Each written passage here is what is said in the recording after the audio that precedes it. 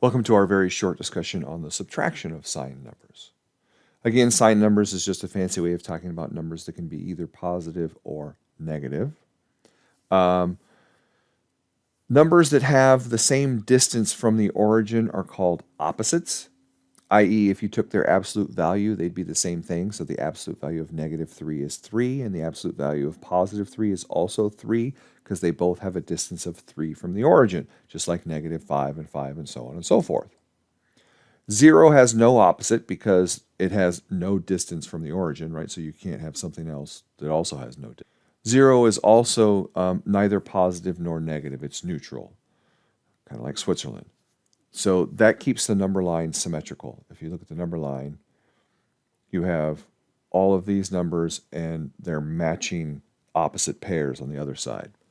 So by having 0 neutral, we get the exact same number of positives as negatives. Subtraction of sign numbers is really easy. The only thing you have to remember is when you're subtracting a negative, you're really adding a positive. So it's the idea that two negatives become a positive. And that's the only thing you have to remember when working with sign numbers. Of course, you can always use your calculator to help you figure these things out, right? So 3 minus 7, it's really easy because you don't have multiple signs. Putting the pluses in here is silly. It's just reminding you that these are positive, right? But 3 plus a -7 is the same thing as 3 minus 7. Either case, you get -4. Now here's where it gets tricky. -2 minus 6 really becomes -2 plus a +6. So that's where you get +4. A couple more simple examples, right? -8 minus a -3 is -8 plus 3 gives us -5. -4 minus 9 is -4. Well, this should have been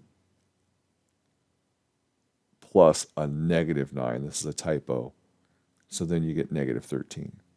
And so our final example, customers who install solar power systems can usually sell their excess electricity back to the utility company. This is called net energy metering, and it could result in a negative monthly bill. Suppose a utility charges solar power customers a fixed monthly fee of $20, but gives them back $0.6 or 6 cents per kilowatt hour that they put back into the grid.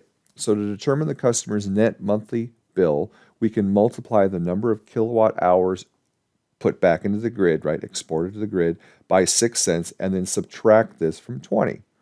So for a customer who exports 280 kilowatt hours to the grid, the bill would be 20 minus 280 times 0.06. You do that math in your calculator, and you get 320. So the positive result means that the customer still owes 320. However, if they exported 392 kilowatts per hour, the result would be negative 3.52, and that would mean they were actually getting $3.52 back from the power company at the end of the month.